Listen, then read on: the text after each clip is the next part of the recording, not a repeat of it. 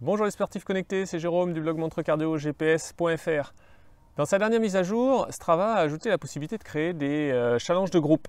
Donc c'est quelque chose que je n'ai pas pu expérimenter tout seul. Donc j'ai fait appel à l'aide des modérateurs. Ces modérateurs qui m'aident déjà depuis un bon moment sur les groupes Facebook. Je ne suis pas un héros, mais j'ai une. Garmin, Suunto, Coros, Polar, Wahoo, Apple, Amazfit, Samsung, Fitbit et Stride. Donc ils mettent toute l'année parce qu'il y a plusieurs milliers de membres qui participent à chacune des communautés. Et donc ces modérateurs m'aident depuis quelques temps déjà.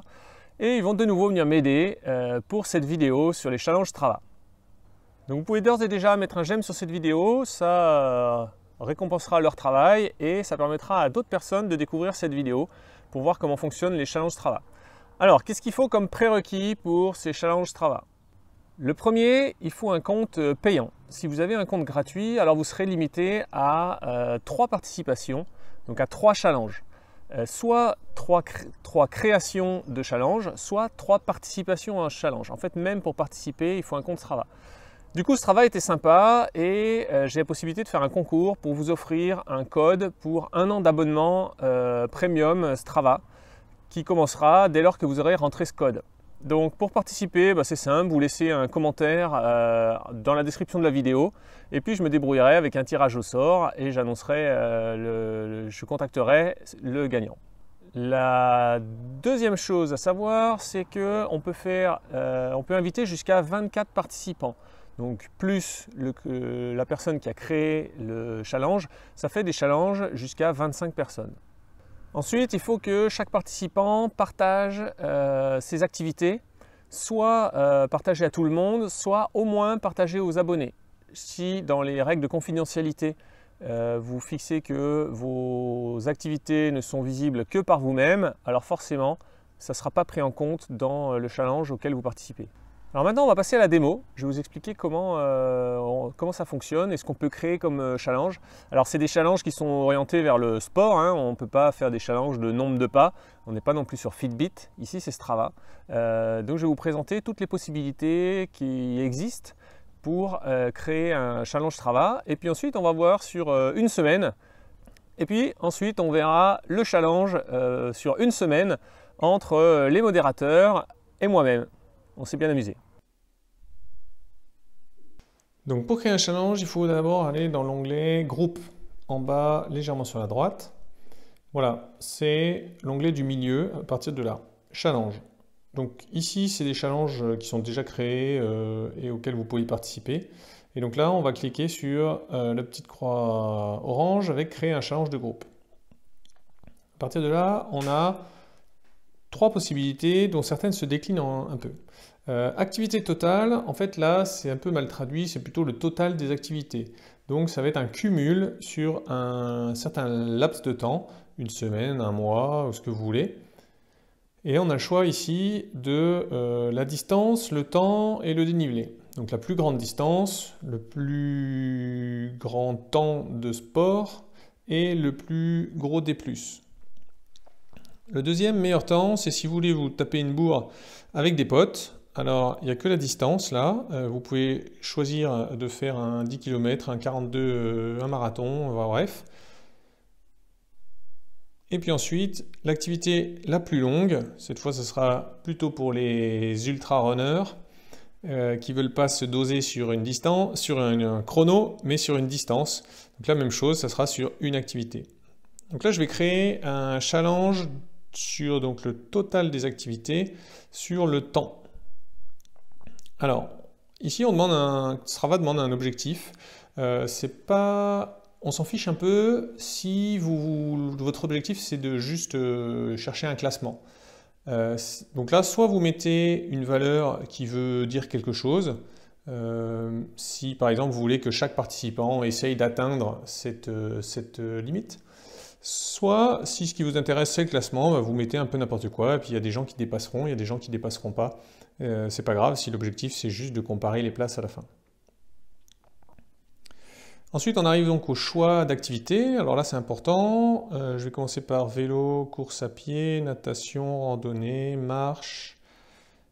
Vous voyez que dans les choix, il faudra faire attention au ski alpin, au vélo électrique. Ça, c'est des activités qui risquent de venir vous pourrir votre challenge. Je vais ajouter la course à pied virtuelle, la musculation et le vélo virtuel. Ensuite, on met une date de début, une date de fin et on lui donne un nom.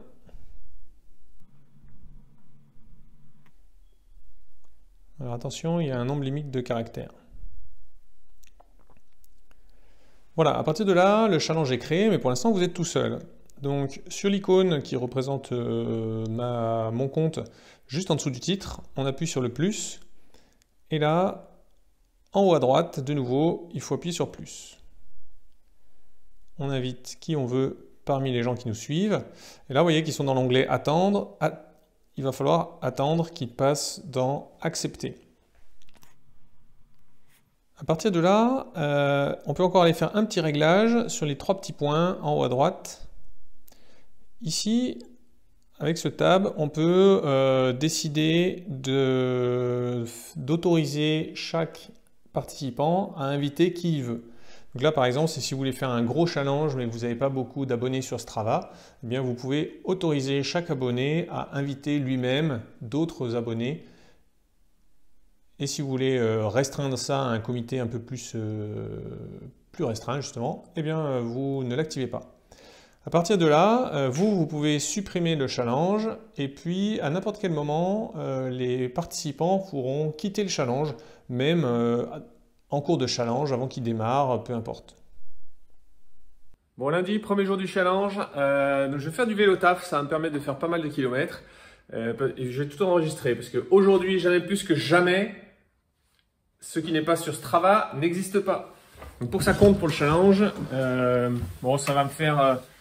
j'ai 7 km et demi, donc matin et soir, ça va me permettre de cranter pas mal de points sur les challenges de distance et de temps.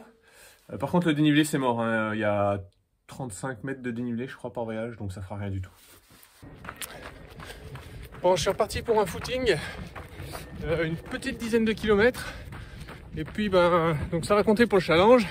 Et bien évidemment, j'en profite pour terminer le test de la Galaxy Watch 4 et débuter celui de la Forerunner 55.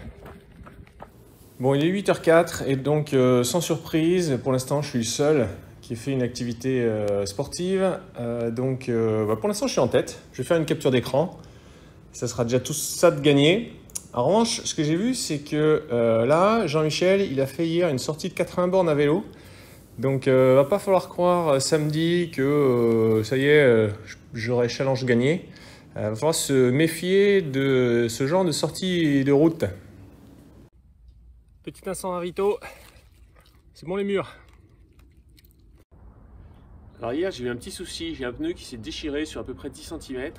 J'ai crevé presque dans la foulée et puis du coup voilà, j'ai tout changé. Aujourd'hui pneu neuf, une chambre à air neuve et puis donc c'est reparti pour rajouter donc 7 km et quelques au challenge. Bon voilà, en ce moment j'ai droit à ce spectacle tous les jours. Alors il y a un segment sur cette passerelle, c'est dans le sens dans lequel je le prends ce matin. Bon, j'ai regardé le chrono, ça va quand même être assez chaud d'aller chercher le com. Bon, j'ai fait une sortie de 13 km et demi ce midi. L'objectif, c'était d'essayer d'aller chercher le 4e challenge qui est celui de la distance la plus longue en course à pied. Donc pour l'instant, je pense que je le tiens, mais bon, on n'est pas au bout de la semaine. Sauf que maintenant, le cumul tous les jours de vélo, course à pied et vélo encore le soir, ça commence à se ressentir. Ma Garmin, là, elle m'annonce 70 heures de récup, donc autant dire que même avec une bonne nuit de récup, ça va pas être suffisant. Du coup, je sors l'arme secrète, là, ce soir, je sors le TerraGun pour faire du massage. Alors j'en ai surtout besoin, je pense, sur les mollets pour ce soir. Je vais quand même faire les cuisses aussi. Et puis, bah, c'est quelque chose que j'en teste depuis un petit moment. Le but, c'est que je me fasse une idée de savoir si ça marche ou si c'est un effet placebo ou si ça fait rien du tout. Mais bon, ça dit, même s'il n'y a que de l'effet placebo, eh ben, c'est toujours pas perdu. Alors en général, ici, tous les matins, il y a des lapins.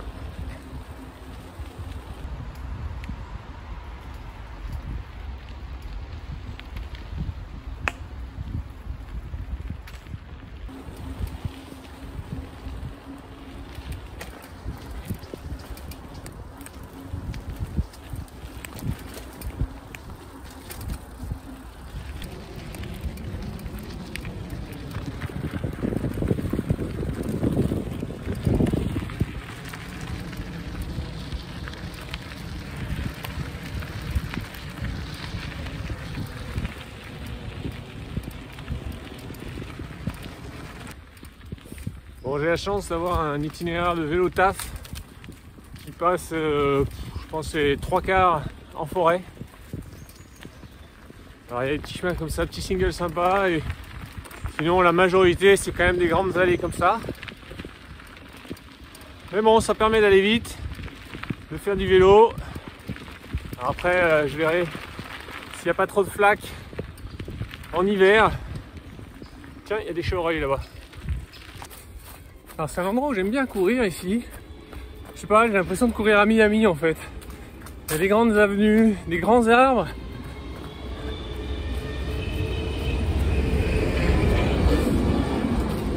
Alors qu'on est en pleine ville, il y a des maisons partout. Simplement, bah, c'est bien caché, c'est un coin sympa. Puis vous allez voir un peu plus loin, il y a un grand cercle d'à peu près 2 km où on peut quasiment courir sur un cercle complet. Donc voilà, alors il y a 2 cercles concentriques. Ici, c'est pour les chevaux. Et puis là, pour piétons, vélos.